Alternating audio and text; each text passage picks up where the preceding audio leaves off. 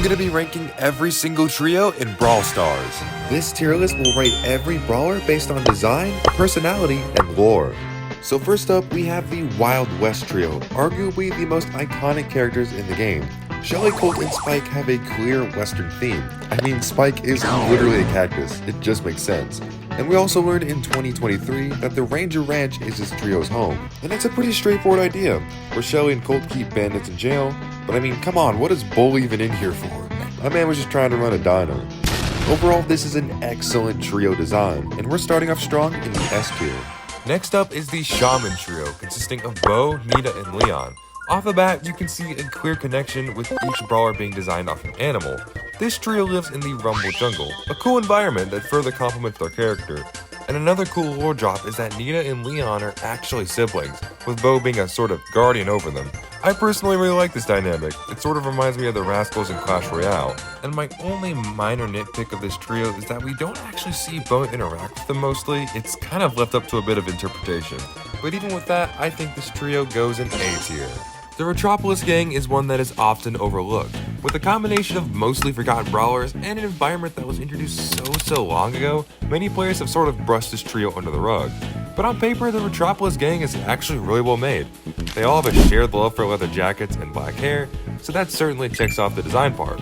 Personality-wise, these brawlers actually have a good connection with each other, with their first animation of them being together in 2019, as well as the first trailer for Hypercharges. And I just want to say how cool it is that Bull got a hypercharge by training with this trio. That is such a cool concept that isn't explored with much other brawlers. Retropolis aces every mark and earns itself an S tier. All of these trios so far have had great synergy, but this next one is a little bit questionable, and that is the Arcade trio consisting of Brock, Zeke, and Rico. While I will admit that this trio has a good design philosophy with its matching colors, some of these brawlers just don't come off as being part of an arcade.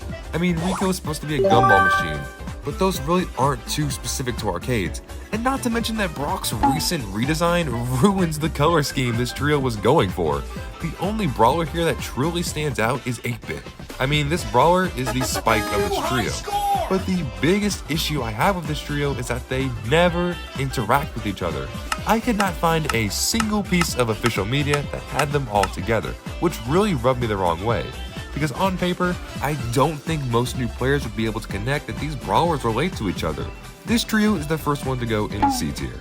The Pirate trio is yet another one that is mostly obvious. Right off the bat, we can see an eye patch for Penny, a pirate hat for Daryl, and it's a little less shown for Tick, but he does have a pirate emblem, and I guess his weird peg leg things count too, right? Anyways, these brawlers live on the ship environment, and we have seen them all together on an animation from 2019. And we also saw these brawlers together when Penny was searching for her rework. Another fun example of a brawler improving themselves with the help of their trio. Unfortunately, most of these brawlers are pretty forgotten, but that doesn't stop them from going into the A tier. Now, let me ask you a question. Would you expect this evil-looking man to be related to this sweet lady that likes to bake? Well, me neither, but in the Townsfolk trio, they are. Oh, and also Barley's here too. I don't know, something about this trio really feels off to me. They do all have good taste in fashion, but that's about as far as it goes.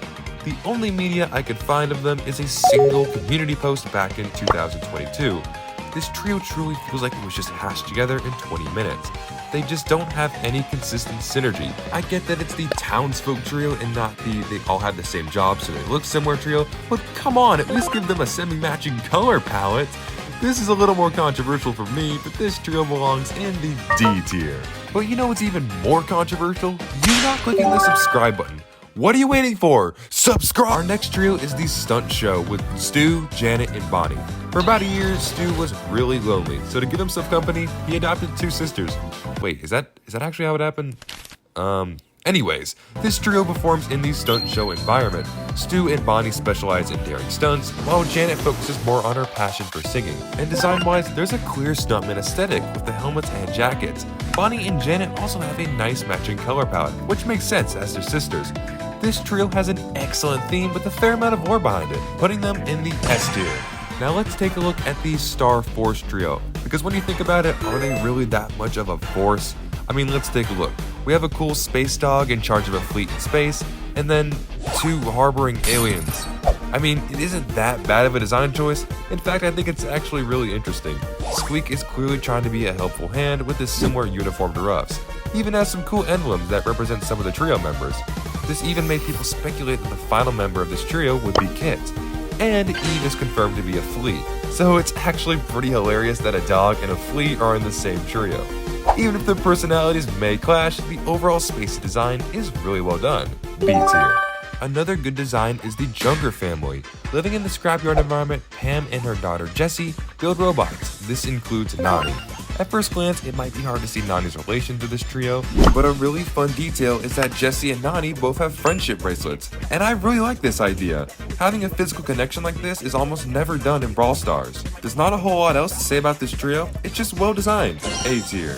Now prepare yourself for yet another hot take of mine, but I really think that the Brawlywood trio just doesn't make enough sense. I mean, Lola is clearly a movie actor. The makeup and fox scarf makes that fairly obvious. But I mean, Gray? I mean, sure, he kinda looks like he does artsy films, but I think Gray could have just as easily fit in with the Bizarre Circus trio. His design just isn't enough to give away that he does movies.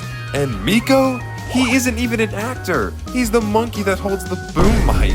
Why have a Hollywood trio with 2 actors and then complete it with a behind-the-scenes worker? We already have a trio for behind the scenes. This trio has nothing going for it. No color scheming, no personality, and no synergy. This is an easy D tier. And this next trio is one that's finally been completed, and that's the Castle Courtyard. I mean, seriously, why was Draco not a part of this trio? Some things just don't make sense. But hey, Mo is still a great brawler. All 3 of these brawlers are connected one way or another. Ash and Grom both take care of Starr Park, and Mo is a blind rat Grom adopted. It's a fun, crazy person that likes rats idea, or at least that's how I see it. And rats were already in this trio with Ash's super, which is a nice touch. The cherry on top for this trio is that they all wear the same emblem on their clothing, making their connection all well-rounded. This trio has earned itself an S tier. And if you would have rated these trios differently, be sure to comment and let me know what you think. But until then, I'll see you guys in part 2.